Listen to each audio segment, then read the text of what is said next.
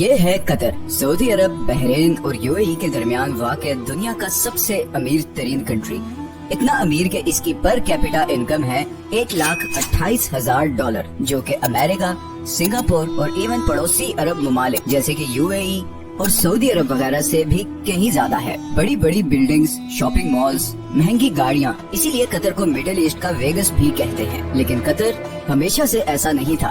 چند سال پیچھے چلے جائیں تو قطر صرف ایک تپتا ہوا صحرا تھا جس میں غربت، بھوک اور بوریت کے علاوہ کچھ نہیں تھا۔ تو پھر یہ اتنی بڑی ٹرانسفارمیشن کیسے ہوئی؟ جو دیش سارے عرب کنٹریز میں سب سے غریب تھا، آج دنیا کا امیر ترین دیش کیسے بن گیا؟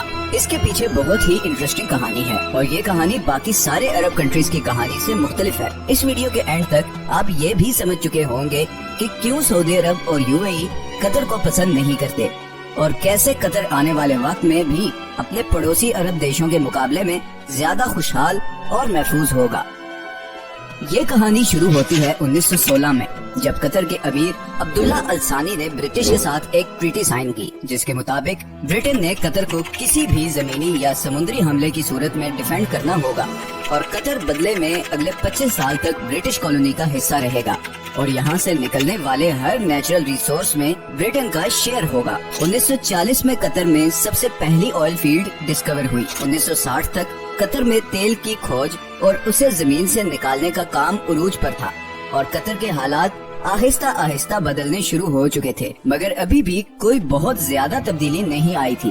لیکن پھر 1970 میں شیل آئل کمپنی نے اس کنٹری کا سب سے بڑا خزانہ دریافت کر لیا، نارتھ فیلڈ، دنیا کی سب سے بڑی نیچرل گیس فیلڈ۔ لیکن اس زمانے میں گیس کوئی بہت زیادہ پروفیٹیبل نہیں تھی، اور اس کی وجہ یہ تھی کہ گیس کو صرف پائپ لائنز کے ذریعے ہی کسی دوسری جگہ بھیجا جا سکتا تھا، اور قطر گیس استعمال کرنے والے دیشوں سے اتنا دور تھا کہ وہاں تک پائپ لائن پہنچانا تقریباً ناممکن تھا۔ اسی وجہ سے شیل کمپنی بھی یہ گیس فیلڈ ڈسکور کر کے بھول گئی، اور یہ ڈسکوری آفیشل ڈاکومنٹس میں ہی دب گئی۔ 1971 میں قطر کو برٹن سے آزادی مل گئی، اور وہ ایک آزاد ملک بن گیا۔ آزادی ملنے کے باوجود اگلے 25 سالوں میں بھی قطر کے حالات کوئی خاص نہیں بدلے، اور پھر آیا 1995، جب کراؤن پرنس حماد بن خلیفہ الثانی نے بغاوت کر کے اپنے ہی باپ کی حکومت کا تختہ الٹ دیا اور قطر کا امیر بن گیا۔ نئے امیر کا ایک ہی فوکس تھا، اور وہ تھا گیس۔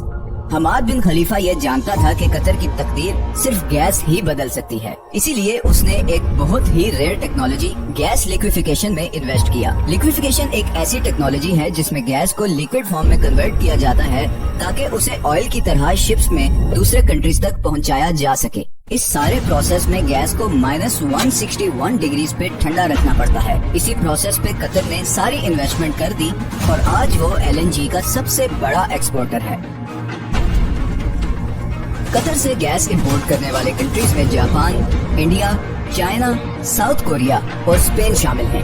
بلینز آف ڈالرز قطر میں آنا شروع ہو گئے، لیکن قطر کی تقدیر بدلنے کی ایکویشن میں تو یہ صرف ایک چھوٹا سا حصہ تھا، کیونکہ نیچرل ریسورسز تو بہت سی کنٹریز کے پاس ہوتے ہیں، انہیں ایکسپلائٹ بھی بہت سی کنٹریز کر لیتے ہیں، مگر اصل مسئلہ آتا ہے ان ریسورسز سے آنے والے پیسے کو صحیح استعمال کرنے کا، ورنہ وینیزویلا اور انگولا کا انجام ہمارے سامنے ہے۔ یہی وہ جگہ ہے جہاں قطر باقی تمام کنٹریز پر بازی لے گیا۔ قطر نے 2005 میں قطر انویسٹمنٹ اتھارٹی کے نام سے ایک کمپنی بنائی، جس کا مقصد تھا تیل اور گیس سے آنے والے پیسے کو پوری دنیا میں انویسٹ کرنا، اور اسی لیے آج دنیا کے ہر بڑے ملک اور ہر بڑی کمپنی میں آپ کو قطری انویسٹمنٹ نظر آئے گی، چاہے وہ لندن کے بڑے ہوٹلز، آفیسز اور اپارٹمنٹ بلڈنگز ہوں، امریکہ کے بڑے بڑے آفیسز ہوں، یا پھر ملٹی نیشنلز جیسے کہ Volkswagen, Barclays bank, Shell, Tiffany and Co, یا پھر روسنیٹ، رشیا کی سب سے بڑی آئل کمپنی۔ ان تمام کنٹریز اور کمپنیز میں قطر کی ہیوی انویسٹمنٹس ہیں، لیکن یہ بھی قطر کی ٹوٹل انویسٹمنٹس کا ایک چھوٹا سا حصہ ہے۔ اس کے علاوہ قطر بلینز آف ڈالرز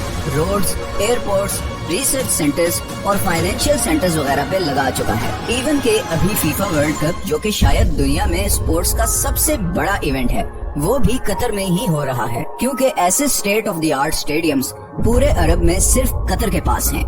ان ساری انویسٹمنٹس کا مقصد ہے آئل اور گیس کے آلٹرنیٹ انکم سورسز کریٹ کرنا۔ اب یہ تو تھی قطر کی اکنامک سائیڈ۔ دوسری طرف انٹرنیشنل پولیٹیکل انفلوئنس حاصل کرنے کے لیے قطر نے دنیا کا سب سے بڑا عرب میڈیا نیٹ ورک شروع کیا، जिसे आज हम अल जजीरा के नाम से जानते हैं। असल में बहुत सालों तक कतर सऊदी अरब के कंट्रोल में था और नए अमीर खलीफा बिन हमाद ये अच्छी तरह जानता था कि अगर कतर ने दुनिया में एक मकाम बनाना है तो उसके लिए उसकी एक अलग से पहचान बहुत जरूरी है। पूरी दुनिया तक कतर की आवाज और उसका नैरेटिव पहुंचाने में अल जजीरा ने एक बहुत जबरदस्त रोल प्ले किया है। 2010 की अरब स्प्रिंग के दौरान भी अल जजीरा वो वाहिद चैनल था जिसने प्रोटेस्ट को ऑन एयर किया और इसकी वजह से सऊदी अरब और दूसरी कंट्री से इसे जबरदस्त क्रिटिसिज्म का सामना भी करना पड़ा। अल जजीरा का इन्फ्लुएंस इतना ज्यादा है कि 2017 में जब सब अरब कंट्रीज ने कतर का बायकॉट किया तो उसको खत्म करने के लिए जो सबसे पहली डिमांड रखी गई थी वो थी अल जजीरा को बैन करना। सऊदी अरब और यूएई में तो अल जजीरा 2017 से अब तक बैंड ही है। कतर का बायकॉट एक मुकम्मल फेलियर था और उसकी सबसे पहली वजह तो ये थी कि सऊदी अरब को इस बायकॉट में सारे अरब कंट्रीज की सपोर्ट हासिल नहीं थी।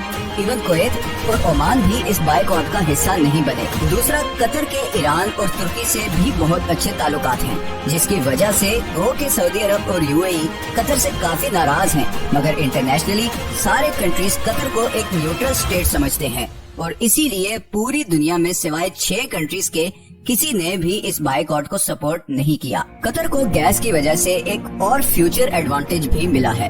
ऑयल के बारे में तो बहुत से एक्सपर्ट्स कहते हैं कि 2030 नहीं तो मैक्सिमम 2040 तक वो इलेक्ट्रिसिटी से रिप्लेस हो जाएगा, मगर गैस के बारे में ऐसी कोई प्रिडिक्शन नहीं, बल्कि उल्टा गैस की डिमांड मुसलसल बढ़ती जा रही है। अभी रिसेंट रशिया यूक्रेन वॉर में रशिया की जानिब से गैस पाइपलाइन की ब्लॉकेज के बाद कतरी गैस की डिमांड 10 गुना बढ़ गई, क्योंकि अब यूरोपियन कंट्रीज भी गैस के लिए कतर से राब्ता कर रहे हैं और ये डील कतर को और अमीर बना देगी। 2022 में कतर की एनर्जी एक्सपोर्ट्स पहले ही $100 बिलियन क्रॉस कर चुकी हैं। तो कल को जब बाकी अरब कंट्रीज ऑयल रिप्लेस होने से परेशान होंगे, वही कतर को इस चेंज से कोई खास फर्क नहीं पड़ेगा। अब कतर में सब कुछ अच्छा भी नहीं है और रिसेंटली वहाँ पर लेबर क्लास की कंडीशन को लेकर काफी सवाल भी उठाए गए हैं, लेकिन स्टिल कतर बाकी अरब देशों के मुकाबले में काफी ओपन स्टेट है, जहाँ मीडिया की आजादी है, इकोनॉमिक कंडीशंस बेहतर हैं और फ्यूचर प्लानिंग भी होती है।